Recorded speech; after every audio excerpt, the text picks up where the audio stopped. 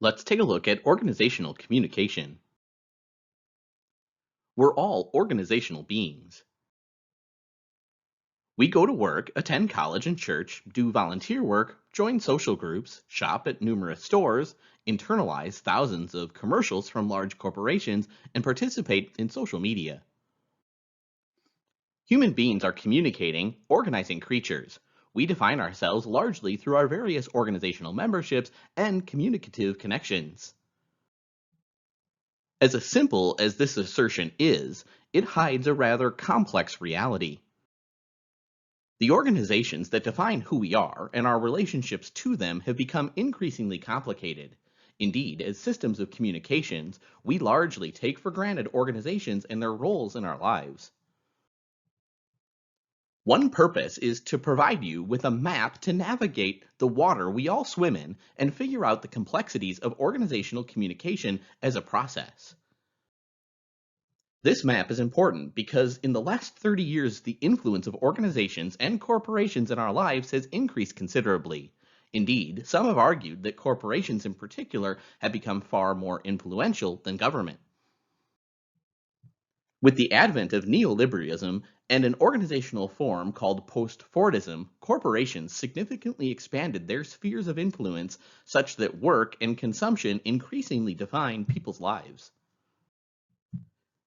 Given the power and influence of organizations in contemporary society, it's important to understand organizational communication as a process and is inescapably linked to the exercise of power. Power is a defining feature of everyday organizational life and an issue with which all perspectives on organizational communication must grapple. Indeed, so fundamental is power to our understanding of how organizations function. Power is to organizations as oxygen is to breathing. The idea of working for an organization and earning a wage is an idea of fairly recent invention. Indeed, early capitalism had a great deal of difficulty persuading people that regular employment was a good thing, with resistance to this idea extending well into the 20th century. As late as the middle of the 19th century, working for an employer rather than for oneself was called wage slavery. The shift from a society consisting of workers to one consisting of managers and employees is a key understanding to the historical transformations that led to the emergence of an organizational society. This shift involves both a change in the kinds of jobs people held and a more fundamental transformation of collective beliefs, values, and cultural practices involved in the transformation from an agrarian to an industrial society. Moreover, a change occurred in the forms of discipline and control to which people were willing to consent. Similarly, managers as an identifiable social group were also created to administer and control the newly emergent employee. To understand our origins as corporate and organizational beings, we'll explore the elements of this creation process. The transformation from an agriculturally based society to an industrial society required workers who embodied different work habits. In the struggle between employers and employees in early industrial capitalism, time proved to be the significant point of contention. As more and more people shifted from self-employment to working for others, employers attempted to impose a new sense of time, clock time, that was alien to most workers but essential to the development of mass production. As such, under the employer-employee industrial relationship, time was transformed from something that was past to something that was spent. Time became a form of currency. The introduction of clock time into the workplace marked a period of considerable struggle between employers and employees, in which the former attempted to erode the old customs and habits of pre-industrial life rooted in task time. The introduction of clock time, then, was not only crucial for the development of mass production techniques, but also as a means of controlling a workforce for whom independent work was the norm. Even today, clock time is still the defining feature of work for many people. An employee's level of power and prestige is at least partly reflected by how independent he or she is from the clock. The more one is considered a professional, the less one is tied to clock time. An organization coordinates the behaviors of its members so that they can work collectively. But while coordination is a nice concept in theory, it's surprisingly complicated to achieve in practice. There's an inherent tension between an employee's desire to maximize his or her salary and a company's desire to minimize cost and maintain profitability.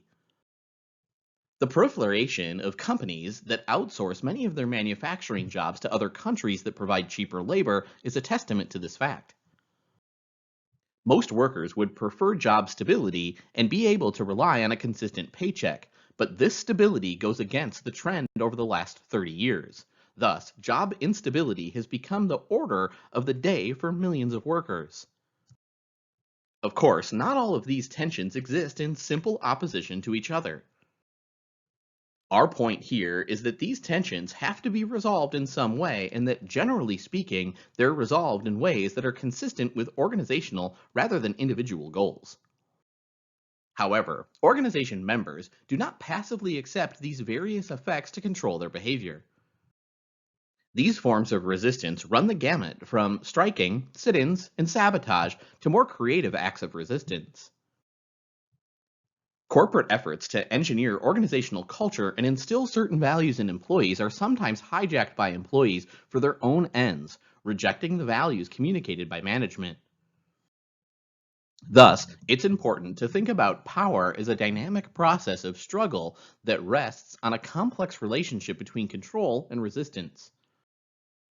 When we describe organizations as communicative structures of power, we are talking about how the tensions between employee autonomy and organizational control efforts play out dynamically through various communication processes. We need to develop a coherent and clear notion of what organizational communication means. All complex organizations exhibit the following four essential features: interdependence, differentiation of tasks and functions, goal orientation, and control. Oddly, communication is not universally regarded as a defining feature of organizations. However, we believe that it's important to examine a fifth element, the communication-organization relationship. There are a number of ways to think about organization-communication relationship, but two are particularly influential. Let's look at the communication in organizations perspective.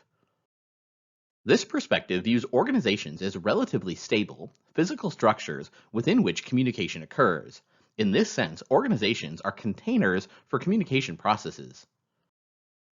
In many respects, this has been the dominant model of organizational communication for much of the history of the field. Its approach is largely technical, focusing on questions of efficiency and clarity.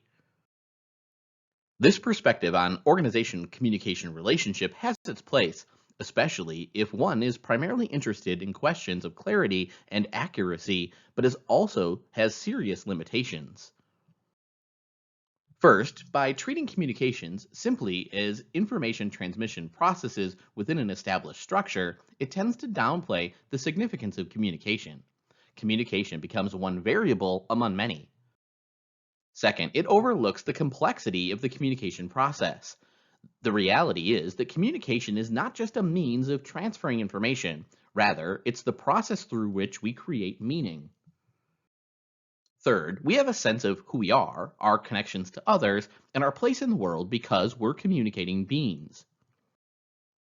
Finally, this information transmission view of communication is a problem because it tends to treat organizations as a given. The organization themselves tend to be taken for granted. They become relatively fixed, unproblematic structures that exist independently from communication. There are a number of ways to think about organization-communication relationship. Two are particularly influential. Let's look at the organizations as communication perspective. This perspective argues that communication constitutes organization, an idea referred to by some organizational communication scholars as the CCO approach to organizations. Put simply, this means that communication activities are the basic, defining stuff of organizational life. Without communication, organizations cease to exist as meaningful human collectives. From this perspective, communication is more than simply one factor among many of organizational life. Rather, organizations are seen as fundamentally communicative phenomena. A useful way of thinking about organizations from this perspective is to view them as complex patterns of communication habits. There are multiple definitions of communication. We'll adopt a meaning centered perspective, viewing communication as the basic, constitutive process through which people come to experience and make sense of the world in which they live. From such a perspective, we can define communications as follows: the dynamic, ongoing process of creating and negotiating meanings through interactional symbolic practices, including conversation, metaphors, stories, and space. Following from the above definition of communication, we can define organizational communication in the following way: the process of creating and negotiating collective, coordinated systems of meaning. This definition moves away from the idea of organizations as objective structures within which people communicate and emphasizes the notion that organizations are nothing but the collective communication behaviors of their members.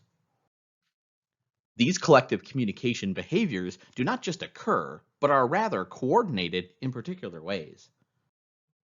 Organizations exhibit interdependence insofar as no member can function without affecting other organizational members. All organizations consist of an intricate web of interconnected communication activities, the integration of which determines the success or failure of the organization. As organizations have become increasingly complex and global in the past 20 or 30 years, interdependence has become an even more significant and defining feature of organizational life. Many large organizations depend on a complicated array of subsidiaries, outsourcing processes, communication technologies, and leveraged financial structures in order to flourish. Any change in one aspect of this complex system of interdependence can create changes in the entire system. Organizations operate according to the principle of the division of labor. As Adam Smith illustrated through his description of manufacturing pins, many more pins can be produced when the manufacturing process is divided into many specialized tasks than if all the tasks are performed by a single individual. This feature of organizations truly came into its own in the late 19th and early 20th centuries with the introduction of two complementary systems for organizing work: scientific management and bureaucracy. Together, they had a profound effect on the organization of work for much of the 20th century. Scientific management analyzed each organizational task to determine the most efficient and productive way to work, and bureaucracy made sure that each person knew his or her place in the organization by creating a rational system. Post-bureaucratic arrangements integrated tasks and focused more on skilled knowledge workers. Control is a central defining feature of complex organizations.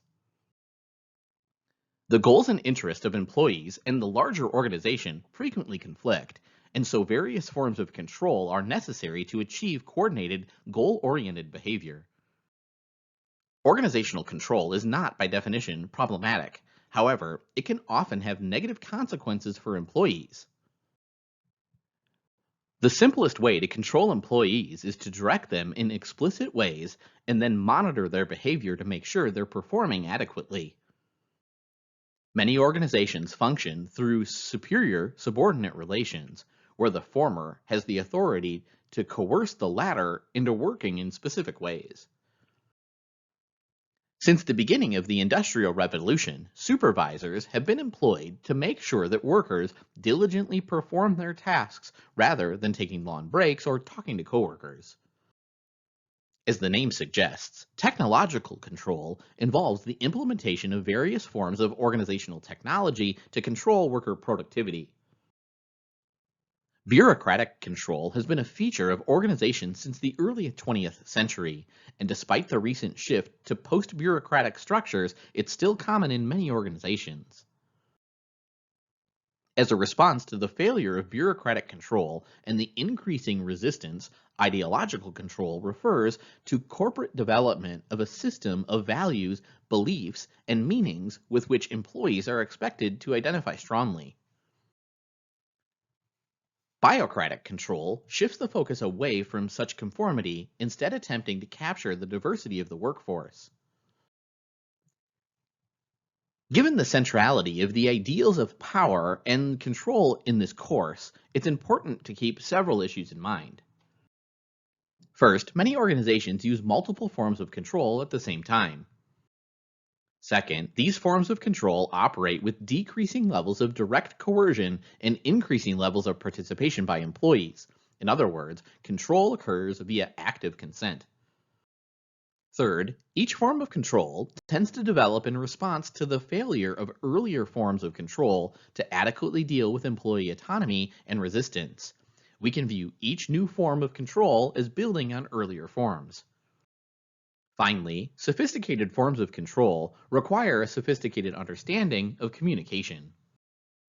Work, and particularly working for a living, is very much a defining feature of our lives. It's a dominant part of the social imagery, the ideas, values, and institutions that define us as a society, that shapes who we are and our connection to the broader society in which we live. At the same time, however, work in the 21st century is increasingly both insecure and unsatisfying.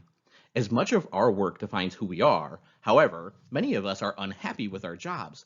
Consider the following statistics. A 2013 Gallup poll of 230,000 full and part-time workers in 142 countries indicated that only 13% of these workers felt engaged by their jobs, meaning they found their work interesting with opportunities for participation in decision-making.